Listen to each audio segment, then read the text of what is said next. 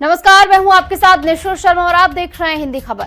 खाड़ी क्षेत्र में जंग की आहट फिर तेज हो गई है। अमेरिकी हमले के बाद ईरान के भीतर गुस्सा बढ़ता दिख रहा है और जवाबी कार्रवाई की आशंका जताई जा रही है। रिपोर्ट्स के मुताबिक ईरान ने अपनी सैन्य तैयारियां तेज कर दी हैं, जबकि अमेरिका और उसके सहयोगी भी अलर्ट मोड में हैं। ऐसे में पूरी दुनिया की नजरें अब पश्चिम एशिया के हालात पर टिकी हुई हैं। देखिए खास रिपोर्ट।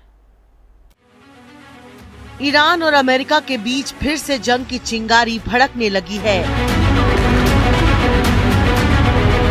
खाड़ी का तापमान अचानक बढ़ने लगा है। पेंटागन से लेकर तेल अबीब तक बैठकों का दौर जारी है, क्योंकि होर्मुज पर हमला कर अमेरिका ने जंग के दूसरे चरण का द्वार खोल दिया है।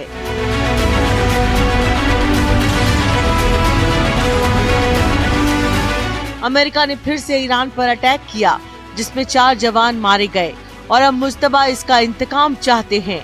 वहीं सीज फायर तोड़कर ट्रंप ने अपना रुख साफ कर दिया है कि अब शांति नहीं, अब रण होगा। ऐसे में पश्चिम एशिया में जंगी सायरन की गूंज सुनाई देने लगी है।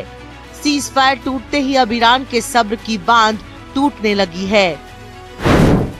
जंग के लिए तैयार रहने का ऐलान, आईटीजीसी को तैयारी तेज करने के निर्देश।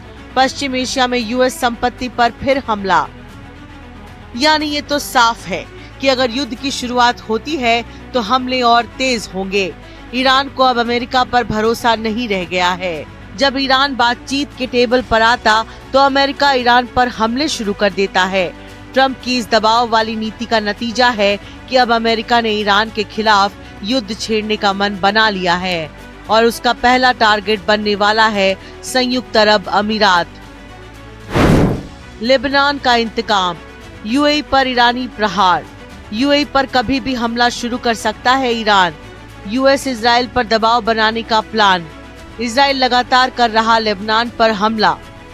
एक्सपर्ट्स का दावा है कि अगर इजराइल लेबनान पर बमबारी करता रहा तो हो सकता है कि ईरान फिर से यूनाइटेड अमीरात पर हमले शुरू कर दे, और अगर ऐसा हुआ तो खाड़ी में दोबारा जंग भड़क सकती है। ब्यूरो रिपोर्ट, हिंदी खबर।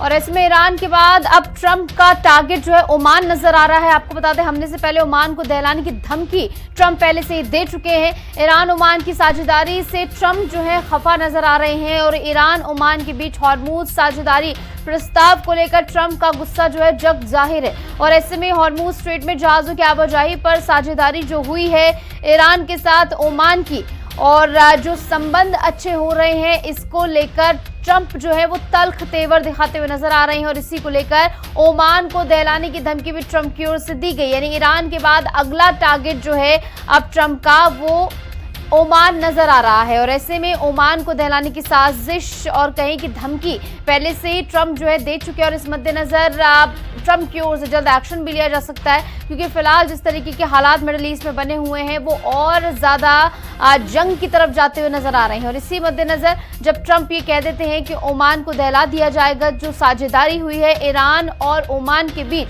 उसको लेकर तल्ख तेवर में इस समय ट्रंप नजर आ रहे हैं। और इसी मद्देनजर साझेदारी प्रस्ताव से खफा होकर ओमान को दहलाने की धमकी यहां पर ट्रंप की ओर से दे दी गई है। और ईरान के साथ ओमान के अच्छे संबंध ट्रंप को रास नहीं आ रहे हैं और हमले से ओमान को दहलाने की धमकी ट्रंप की ओर से यहां पर दे दी गई है, जिस मद्देनजर समझा जाए कि मिडिल ईस्ट में हालात ठीक होने की बजाय और ज्यादा खराब होते हुए फिलहाल नजर आ रहे हैं। क्योंकि ट्रंप जो है अपने कहीं की टर्म्स एंड कंडीशंस पर अडिग है, वो बिल्कुल भी साझेदारी करने के लिए, मानने के लिए तैयार नहीं है।